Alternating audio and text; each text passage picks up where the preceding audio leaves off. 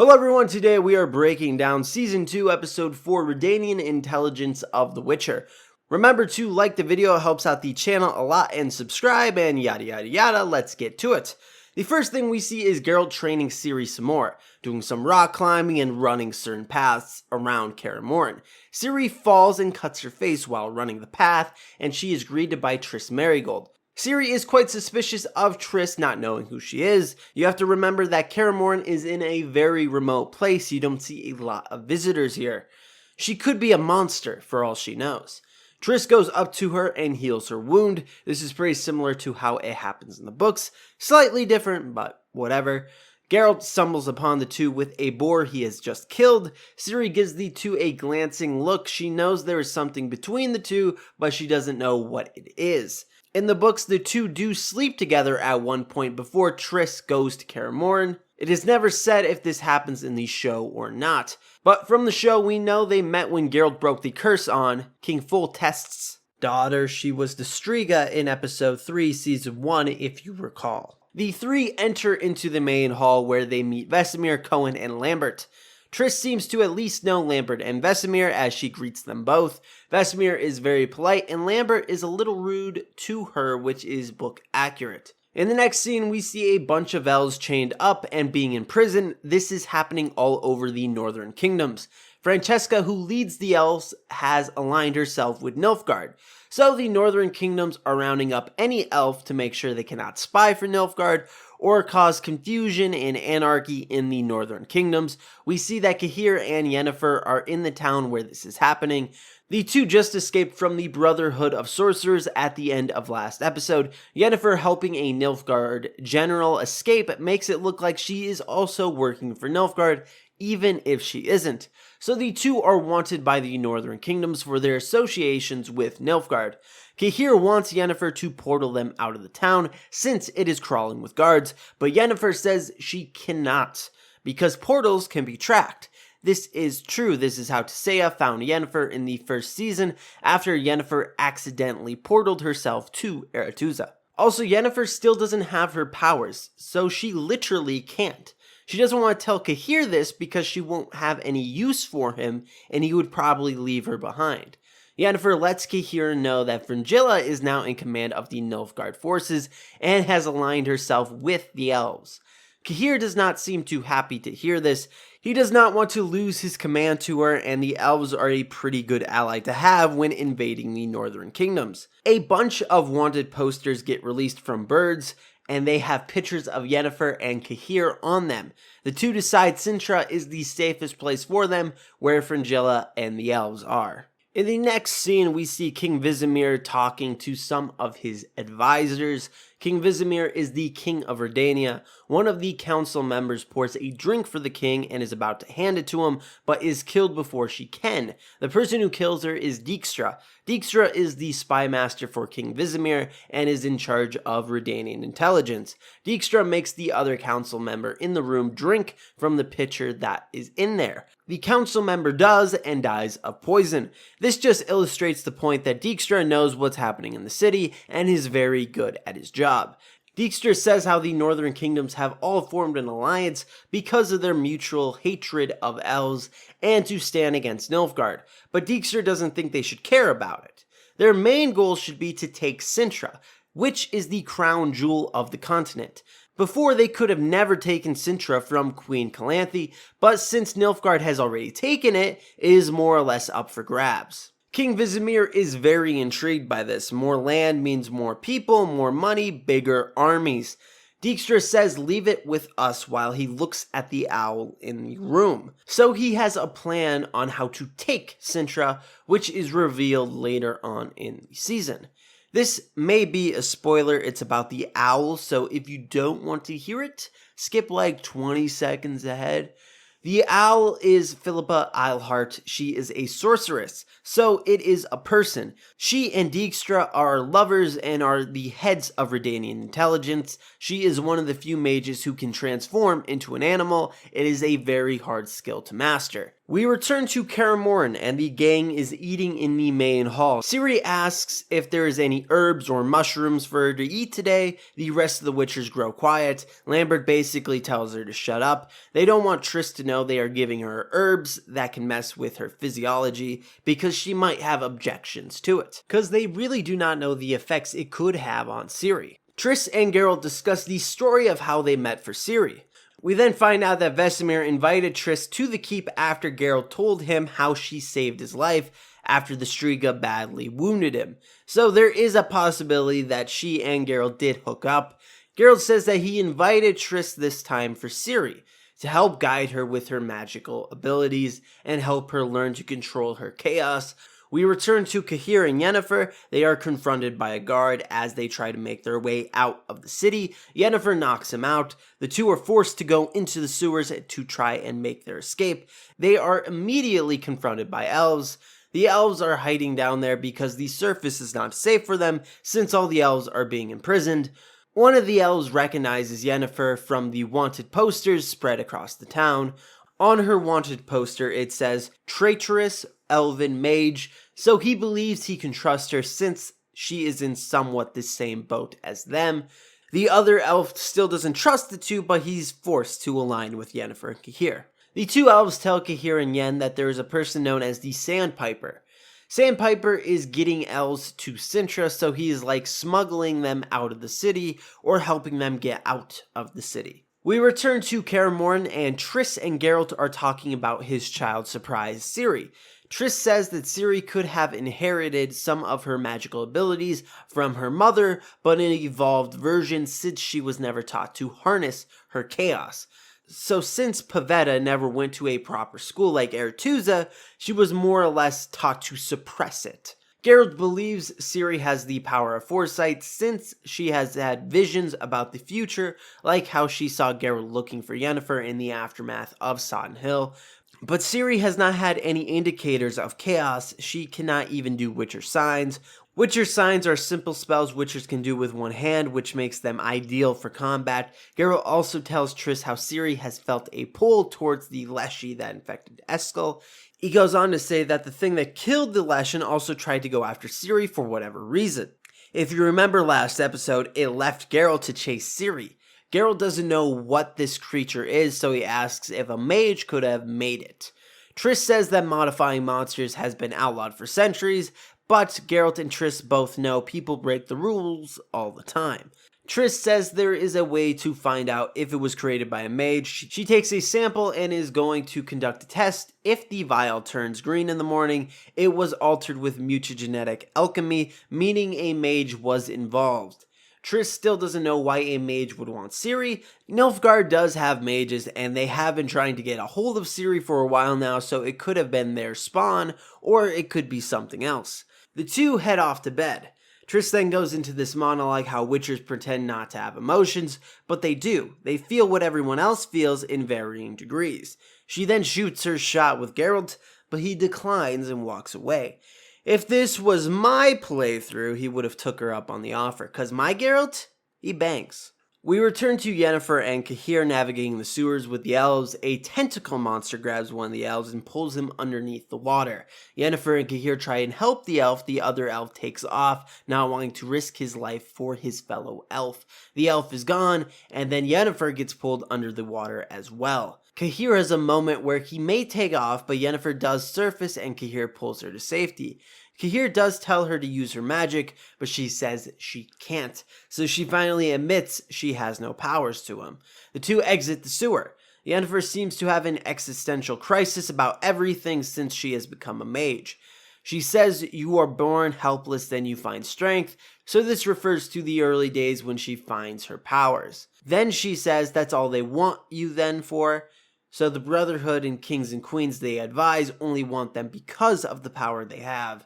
Then she says you find love, but it's not real. It's somebody's wish somebody made before they even know who you were. This refers to Geralt making the wish with the Jinn in Season 1 for their fates to be intertwined, which makes her believe her love for Geralt is just because of magic. She then says you find power and then it turns to ash in your hands, so her losing her power when she used the fire magic. CAHIR tries to cheer her up, saying she was incredible at Satan. He then realizes that's what killed her ability to use magic, her harnessing the fire. He says maybe that there's another purpose out there for her. She assumes he's trying to recruit her to Nilfgaard and shuts him down. They see elves scurrying in the dark, and they see the one who left them in the sewers. They follow them under a tavern. One of the elves says that they have to wait for this place to clear out, and that the sandpiper will take them to a boat to get them to Sintra, or at least out of the city. One of the elves says that he performs here every night, so we find out that our darling Jaskier is the one helping the elves escape. This is different from the books. Jaskier never does this. To be honest, in the books, the elves being persecuted is there, but it's not in the forefront like it is in the show. We see Jaskier performing his new hit, Burn, Butcher, Burn. This is referring to Geralt. If you remember near the end of Season 1, Geralt yelled at Jaskier quite harshly and wished he was never part of his life. Jaskier did not take this lightly. Burn, Butcher, Burn is referring to Geralt, whose nickname is the Butcher of Blaviken, which he earned in the first episode of the series for killing a bunch of ruffians in Blaviken. In the next scene, we see Dijkstra brainstorming on how to take Sintra with the owl we talked about earlier. Dijkstra is getting frustrated since they know nothing about Emperor Amir, what he likes, what he wants, which is making things a lot more difficult. Dijkstra and the owl then come up with the idea of getting an elf on the inside to spy for them, and lo and behold, the elf is Dara, who helped Ciri escape in Season 1. We return to Kaer Morhen, and Ciri is wearing new clothes that seem to be more ladylike, also seems to be wearing some makeup. This is Triss's doing. Triss says that the two will be working in the lab today and will be doing some incantations. Triss wants to see where Ciri is at. Ciri gets up to greet Cohen and Lambert to kind of show off her new threads. The two basically roast her for looking clean, and Ciri storms off.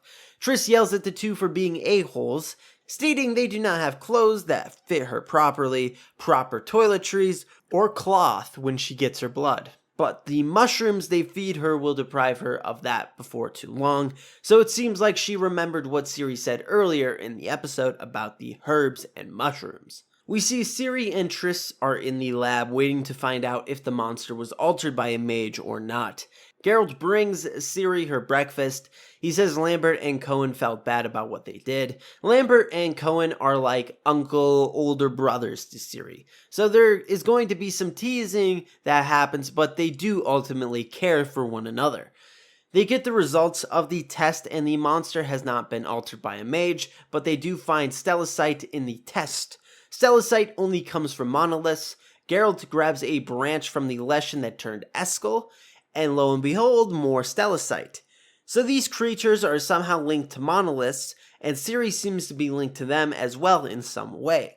Geralt looks at Ciri and knows she knows something about monoliths. Ciri then tells the story of how she saw a monolith topple outside of Sintra. She then touches the stellacite, and then she has a vision of a red world, and she is in front of a monolith. And a being that looks like her says, "Daughter of Chaos belongs to us. Turn your backs. Join the procession." It is clearly directed at her, so she is the Daughter of Chaos, and they want her, whoever is speaking in the vision, to join them. Ciri awakes in her bed, and Geralt and Triss are standing over her. Ciri finally tells Geralt what happened to her when Sintra was sacked. She says when the Black Knight, who is CAHIR, captured her, she escaped by screaming, which cracked the monolith and it fell. Geralt and Triss seem to be amazed by this. They have no idea how she was able to topple a monolith. Monoliths, to my knowledge, are not in the books. I am only on book 4. There has been no mention of them. But in this adaptation, they are clearly a very big deal. Istred last episode said how they are the key to the future of the continent and have great importance. Also, from Triss and Geralt's reaction, it sounds like monoliths are nearly indestructible, and Ciri breaking one is crazy for them to comprehend. Ciri then says if these monsters are my fault. So it could be that the monsters, the Leshen and the Unknown One, could be from the monolith that Ciri destroyed. We return to Yennefer and she reunites with Jaskier. Jaskier is about to throw a wave of insults towards her, but she instead hugs him, which surprises the bard. The two always seem to have fought for Geralt's attention, so this is where this rivalry comes from. Jaskier admits that the song he was singing is about Geralt. Geralt was basically his best friend. Geralt telling him he never wants to see him again is a hard pill to swallow. Jaskier remembers then that Yennefer is a quarter elf, and he is so sorry for what she and the elves are going through. That is why he's helping them get out of the city. He says there are anonymous benefactors who are aiding this operation, which could perhaps come up at some point later on. Jaskier believes once they have come for the elves, they'll come for the dwarves, and then soon they'll come for the others. He also says that legends can be intoxicating, so he kind of wants that hero status. We return to Triss and Geralt at Kaer Morhen. Geralt apologizes for not spending the night with Triss. He says, "I can't be what you want, what you deserve." She understands though, seems a bit sad about it. She says she just wants to feel something again, that she was changed after Sodden. Geralt hopes she can feel again one day, that she feels her value not only to Ciri, but to him. VIZIMIR comes in and says he can't believe Geralt is going back to Cintra. This is probably the episode where things slightly diverge from the books. Geralt never goes to Cintra. He is going there to look at the monolith Ciri toppled and see if he can at least get an idea what is happening. Triss has a friend at Cintra who studies monoliths, Istredd. Again, another thing that is different from the books. Istredd is kind of a one-off character and never reappears. I'm glad they are expanding his role. Triss portals Geralt to Istredd. Geralt is not thrilled about this. He hates portals. I can't remember if this is in the books or not, but I know it's in the games. The reason why he hates them is that they make him feel ill when he goes through them. Geralt and Istredd meet. Istredd has a spell ready to go because he has no idea who Geralt is or what he wants. We return to Oxenford, where Jaskier is leading CAHIR, Yennefer, and the elves to a boat. Jaskier is going to go on the boat first, and when he gives the signal, the rest will join him. Unfortunately for him, he is stopped by a guard. The guard wants to see his papers for travel. Jaskier doesn't have any, so this is quite the conundrum. He starts to look for them on his body and sings a tune. The guard recognizes him as the bard Jaskier from the tune, and he lets him go without the papers. But the guard has some notes about the bard's song, about different timelines and all of that. It's kind of referencing season 1, how people were complaining about how confusing the show was. So this character would be representing the audience, us. Jaskier does not appreciate the critique and goes off on the guard yelling at him, which I would say is accurate for his character. He thinks his works are masterpieces. But in a way, this is how the writers feel about those people complaining about the writing of last season. So they are acknowledging the problem with last season, but they're also saying F off. Jaskier literally says, if you could write yourself a little song, you could sing yourself whatever you please. But you can't, can you? I don't know, it seems a bit petty from the writers. Just accept the criticism, it's pretty valid. Anyways, Jaskier pissed the guy off, now he wants to see his papers. CAHIR and Yen know they need to create some kind of distraction or no one is going to get on the boat. While they are talking, the elf who left his friend in the sewer to die goes out to confront the guard and says F the North. So he is having his redemption moment here, getting his fellow elves out of the city, which costs him his life. He gets beaten to death. We return to VIZIMIR and he's walking around the woods of Kaer Morhen and he stumbles upon a fiendweed flower with blood around it. A fiendweed flower only grows in Dol B'Antha, which we saw in season 1, or where elder blood is spilled. VIZIMIR brings his discovery to Triss. Triss says elder blood was wiped from the continent years ago. But these flowers are sprouting up everywhere around Kaer Morhen. VIZIMIR figures out that Ciri has elder blood. He also states that elder blood was a key ingredient in Witcher mutagens, which transforms humans into Witchers. All the mutagens were destroyed during the sacking of Kaer Morhen, so VIZIMIR is now hopeful that with Ciri's blood, they can make more mutagens and make more Witchers. He believes this is destiny. We return to Jaskier getting everyone on the boat. We see that Dara is on the boat as well, the spy for Dijkstra. Jaskier looks at Yennefer and asks what happened to her, because he knows she can just portal herself out of here. Yennefer tells him that she lost her magic. Jaskier tries to reassure her, saying chaos is not done with her yet, and he says his goodbye and leaves. We then hear Jaskier scream. Yennefer peeks out to see what happened. She sees his lute on the ground broken. CAHIR tells Yennefer that they have to save themselves and go to Cintra. Jaskier will have to fend for himself. Yennefer is left with a decision to save herself and leave, or to stay and save Jaskier. So what did you think of episode 4 of The Witcher? Leave it down in the comments below, and if you want more Witcher content, please subscribe and like the video, and check out the Twitter. Link in the description below, and as always, have an awesome day.